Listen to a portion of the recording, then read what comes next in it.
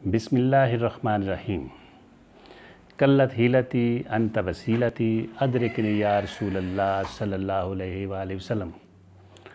औरों का जिनको दर्द है मदूदे चंद हैं, बाकी तमाम अपनी तरक्की पसंद हैं। मैं हूँ प्रोफेसर मोहम्मद मुनीर कादरी, सदर शोबा education, government जनाह Islamia college Sialkot. मोहतरम मुकर्रम नाजरीन, अल्लाह जल्ला शानहू के बेपाया लुत्फ़ व करम और हजूर सल्लल्लाहु अलैहि वसल्लम के नालान पाक सदक़ से आज मैं गुफ्तगू करने लगा हूँ कि हमें इन 5 किस्म के ज़रीले लोगों से कोसों दूर रहना चाहिए। Stay away from these toxic people. इन 5 किस्म के ज़रीले लोगों से दूर रहिए। अगर आप चाहते हैं अपनी ज़िंदगी को पुरअमन, पुरसकून, बेहतरीन, शादां फरहां, मुआशरे में आपका नाम हो, सोशलाइजेशन हो, लोगों के साथ आपके बेहतरीन ताल्लुकात, अलाइक और मरासम मुस्तवार हों और लोग आपको पसंदीदगी की नज़र से देखें, कदर व मंज़िलत की नज़र से देखें, आपकी इज़्ज़त अफ़ज़ाई हो, कदर अफ़ज़ाई हो, सुरहरुई हो, तो उसका नतीजा कि इन लोगों से बचना है। उनमें से पहले क्या हैं जो आपको भी ज़हर आलूद कर देंगे और आपकी ज़िंदगी को अजीरन बना देंगे, अज़ीतों में मुब्तला कर देंगे और आपका भी मुआशरती मकाम घटा देंगे। वो पहली किस्म क्या है? वो है हासदीन, द जेलस। हासद लोगों से बचना है। हसद का मतलब है जलना, सड़ना, कड़ना, कुड़ना, दूसरों के इनामात देख कर, कामयाबियाँ देख कर, एजाज़ात देख कर, इकरामात देख कर, दूसरों के को बच्चों पर अल्लाह ने बड़ा करम किया है, किसी को दौलत मिल गया, ओहदा मिल गया, तलीम मिल गया, किसी भी शोबे में कुछ अगर किसी को कुछ अल्लाह रब्बुल इज़्ज़त ने अता किया है तो उसको देख कर फिर जलना, कड़ना, कुड़ना, सड़ना कि क्यों इसको मिल गया है।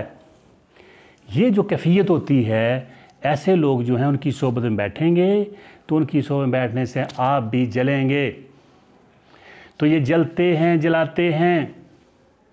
कहते हैं हसद एक ऐसा दरिंदा है जो ना सिर्फ शिकारी को चीर फाड़ देता है, शिकार को चीर फाड़ता है, बल्कि शिकारी को खुद भी तबाह बर्बाद कर देता है। और हसद कहते हैं कि जहर से भी ज़्यादा ख़तरनाक है। और जहर किसका? सांप का, क्योंकि सांप अपने जहर से नहीं मरता मगर हासद अपने आप को खुद ही तबाह कर लेता है। एक आम हकायत बयान की जाती है कि एक जगह पर एक बूढ़ा बूढ़ी और उनका बेटा वो रहते थे। उन्होंने 12 साल तक अल्लाह रब्बुल इज़्ज़त की इबादत की। तो 12 साल की इबादत के बाद हातिफ़ गैब से आवाज़ आई कि जाओ एक एक ख्वाहिश तुम्हारी जो है जो मर्ज़ी का लो पूरी होगी।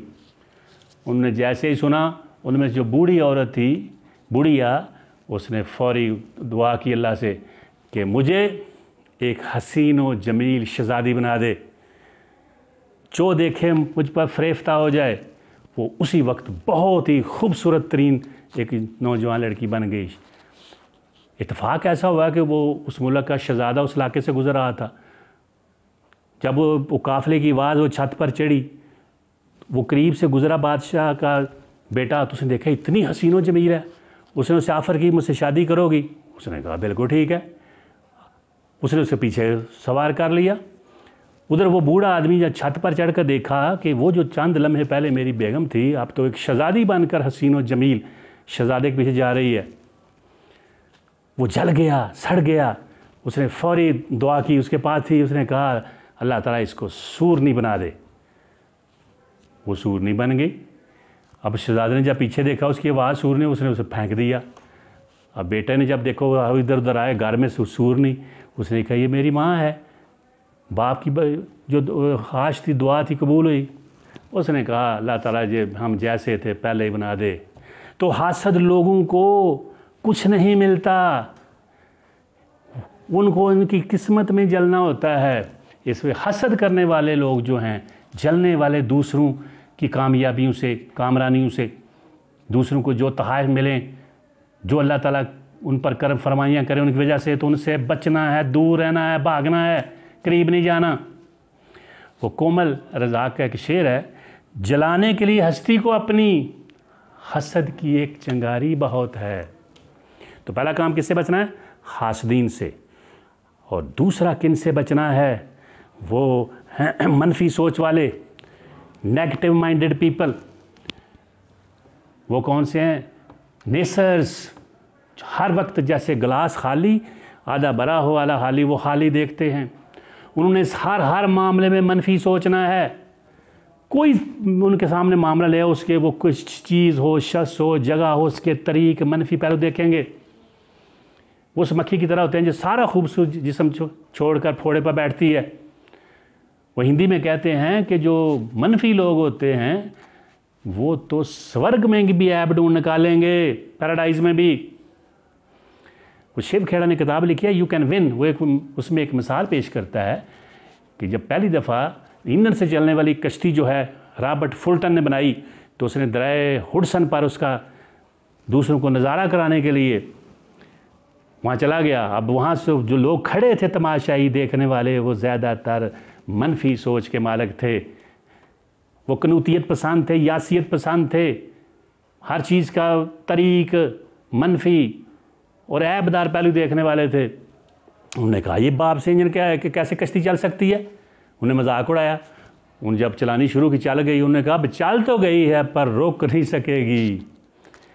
اس طرح شیو کھیڑا کو وہ مثال بیان کرتا ہے منفی لوگوں کی جو ہر معاملے میں کیڑے نکالتے ہیں, خامیاں نکالتے ہیں, خرابیاں نکالتے ہیں دوسروں کی. انہیں کوئی چیز اچھی, ان کو 100 اگر ہو تو 99 خوبیاں ہوں تو ایک خامی, وہ اس خامی پر ہی زور دیں گے, اسی پر اصرار کریں گے.